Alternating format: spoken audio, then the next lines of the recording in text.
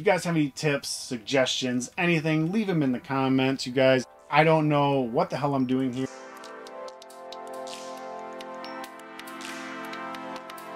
All right, take about 23.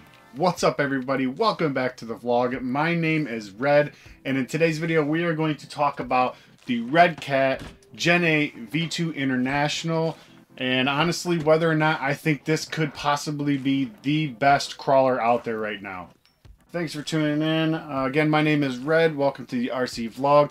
Today, we're going to start off by talking about the Gen 8 V2 International, and first thing I'm going to talk about is the price. You can go ahead and go down to your local hobby shop if they have them, or you can find these online anywhere like A-Main or let's say Amazon even, for around the price of $329. Now that's just going to be the truck alone, ready to run, but no batteries and no chargers, you guys. You got to get that separate. I'm going to say first off, man, that I am blown away by this truck and the price point. I mean, $300, just over 300 bucks, you guys, is insane for everything you get on this truck. All right, let's start off by talking about the looks, you guys. This has a really nice look to it.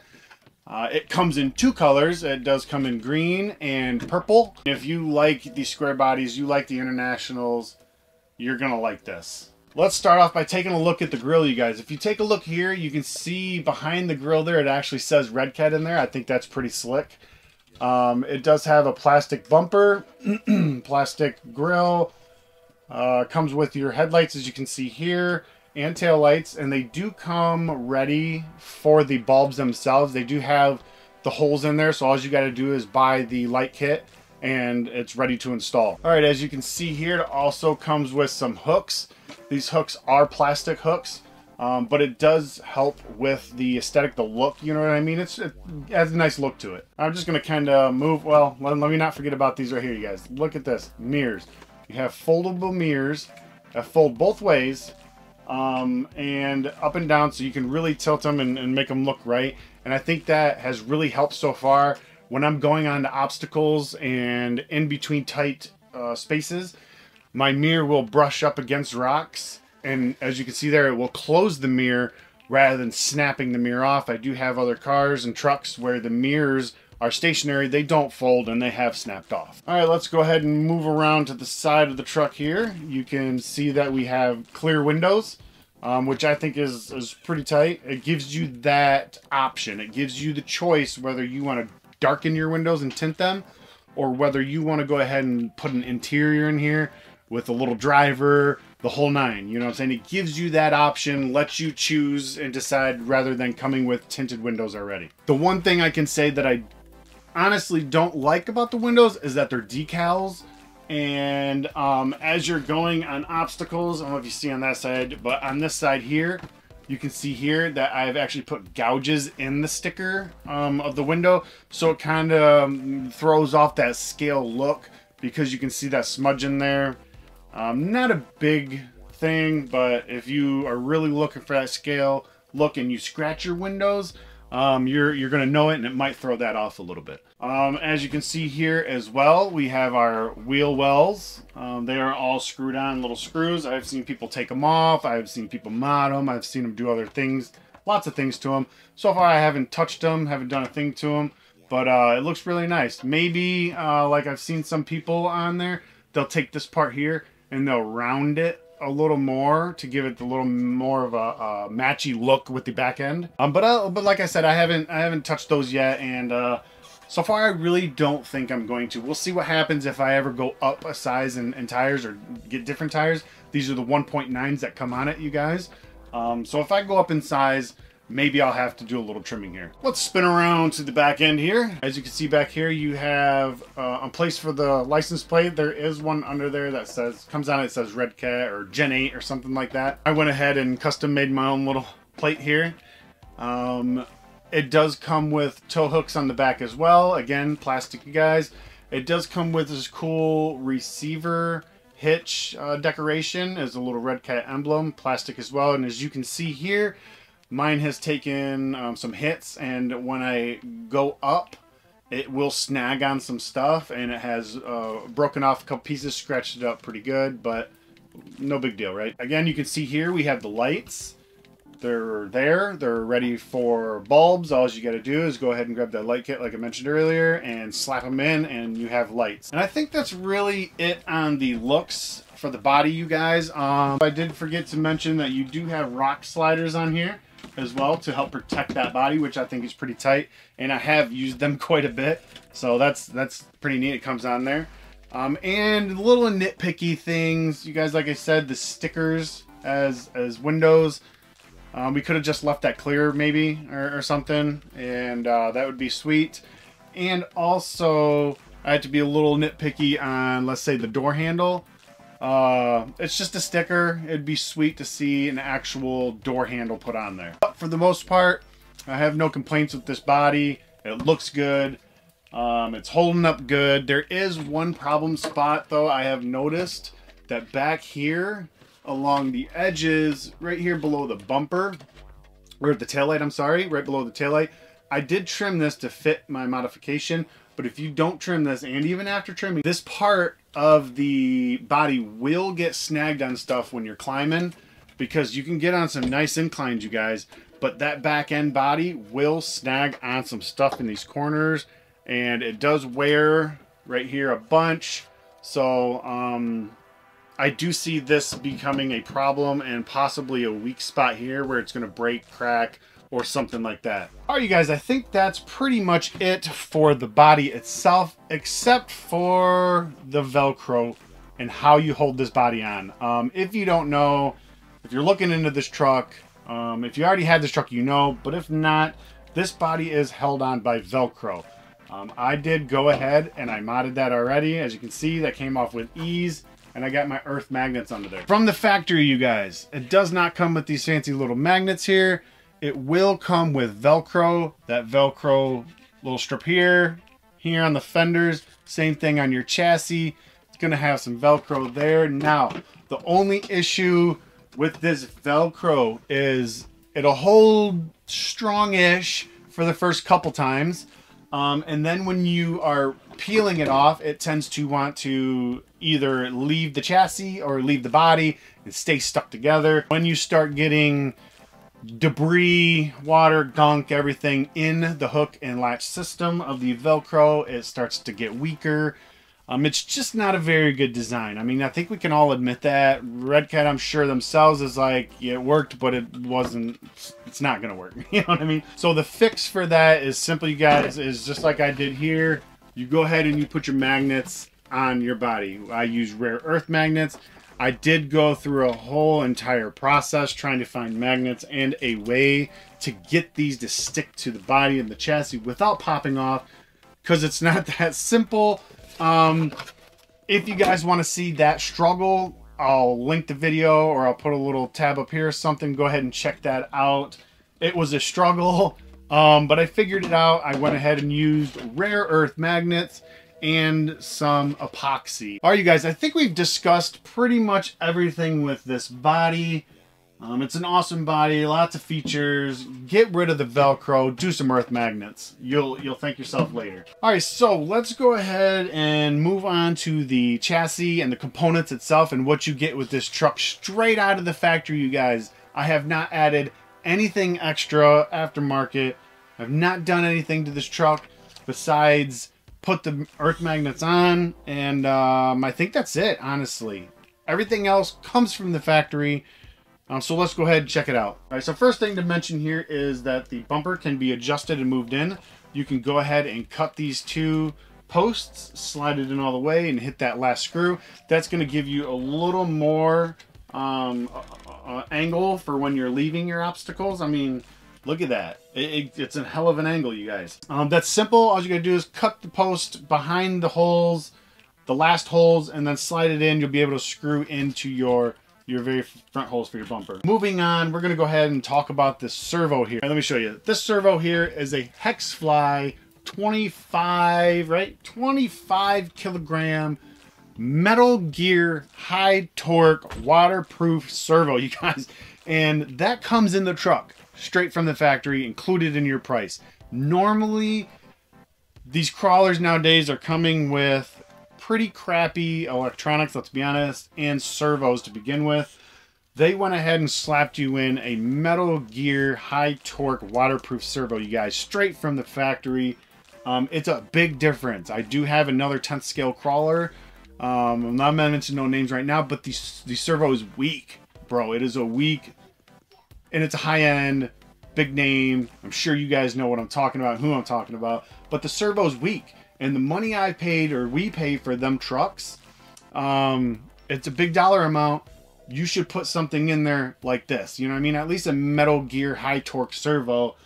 Something should go in there for the price you pay. $329. This truck comes with so much stuff you normally have to upgrade after. Let's go ahead and move on now. We'll move just straight. We'll kind of move straight back.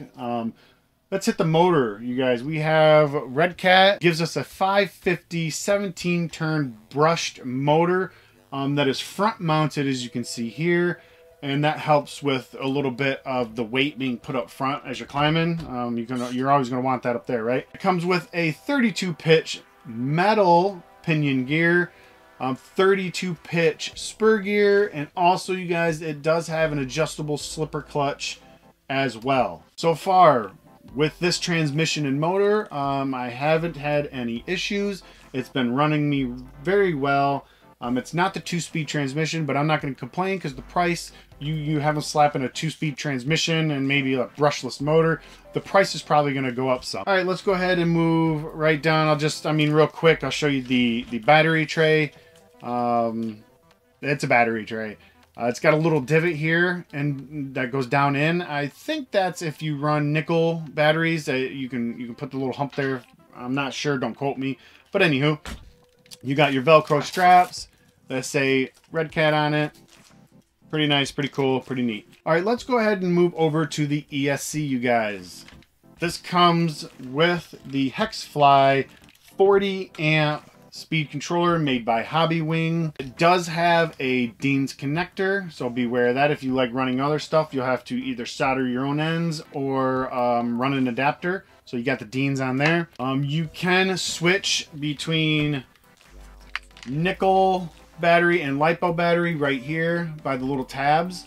Your little tabs right there. Also, you can adjust your drag brake, so you can have it at 100% drag, 50% drag, or 0% drag. And all you got to do is go ahead and switch that little tab to coincide with the pins there. They do say this is a waterproof, so we will be testing that out eventually. You can run this on 2 or 3S LiPo. Your power switch is right here, and that's pretty much it. Hexfly, as far as I know, and remember guys, don't forget I am newish to the hobby, so Hexfly, as far as I know, has some good good quality components that they put out. So let's go ahead and switch around to this side here.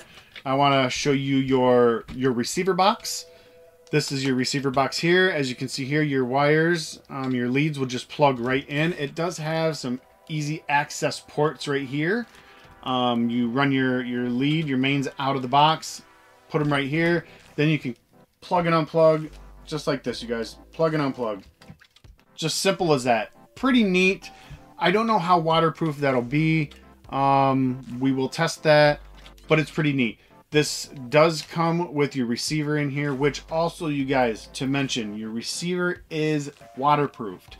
If you pop that receiver open, it should be conformal coated already from the factory. Super, super awesome. We don't have to open our electronics up and waterproof them right away. They did that for us. Super dope. I think that's pretty much it for the chassis. One more thing, you can adjust your back bumper as well, you guys. I adjusted mine, I think maybe 1 or 2 holes in, but the further you go in, you lose your bumper underneath the back lip of the body. And if you want a decent scale look and you still want to see that bumper, you're not going to want to go in far. If you don't care, go in far or take the bumper off altogether. However you want to do it. I went in 1 or 2. My incline is still pretty insane with this thing, and I've climbed some pretty sweet stuff with it, so I'm gonna leave it there. I still have my bumper look, and if I decide to put a boat or trailer or anything on this, you'll still be able to see everything. It'll look scale-ish, you know what I'm saying? So it'll look good. All right, you guys, let's go ahead and look at the underneath now of your chassis and your links and everything. And again, you guys, Redcat is killing it. Look at all of this aluminum and metal. Look at all that shiny you see. That came on it from the factory. I haven't had to get anything extra aftermarket for it. That is awesome, you guys. These usually you have to get aftermarket and put them on yourself right from the factory. Let's see. You have your 3-link suspension in the front. You have a 4-link suspension in the back. It did come with all metal links, like I said. That's something you normally have to buy separate. The suspension, you guys, is very easy to adjust. Redcat also provides you with adjustments to your suspension without buying any extra parts. I right now have my suspension pushed all the way out to the furthest points. You can put it to the middle where it comes factory, or you can even shorten it a little bit more. Super simple, you guys. All you have to do is remove a couple screws from in here, a couple from up here, and you're just gonna slide your suspension to the adjustment that you want to put it at. Screw it all back down, move your shocks. Simple. I mean, super simple. So if you want to go ahead and put different bodies on this chassis that have different wheelbase sizes, you can adjust your wheelbase size and you can damn near throw any body you want on this thing. You know what I mean? Pretty awesome. Let me go ahead and hit on the drive shaft also while I'm here real quick. As you can see, the drive shaft comes down through here. This is a plastic drive shaft, you guys, but the arms, the knuckles, whatever you call these, those are metal. So you shouldn't have to worry about too much happening here on your drive shaft. If you snap it in the center, you've done something serious anyway. So you shouldn't have to worry about too much with the drive shaft as well. Another thing that usually you have to upgrade or is just all plastic. All right, let's go ahead and also look at, you guys, this truck comes with portal axles. So that way you can go ahead and get all the clearance. Another aftermarket part, right? Sometimes a lot of them are coming with them now, but sometimes that's something you also have to add afterwards. Also, why I'm here mentioning your links and everything, your steering arms also metal. The steering horn is also aluminum or metal. And then you guys, look at your diff covers here. I told you I didn't get anything aftermarket. It comes with metal diff covers as well. I mean, all of the upgrades that you normally have to buy for a truck is coming right on this straight from the factory. I think that's a game changer, you guys. While we're here on the suspension and everything, let's go ahead and mention the shocks now. This does come with aluminum body shocks, aluminum caps, threaded body, and again, something you normally have to upgrade. Normally they come with plastic and you have to upgrade to aluminum shocks. Our shocks come up to your shock towers here, and these have a bunch of adjustable holes for it. You can move it front back with your suspension, put them on a lean, forward angle, whatever. I haven't put mine on an angle yet just because I wanted to test them straight up.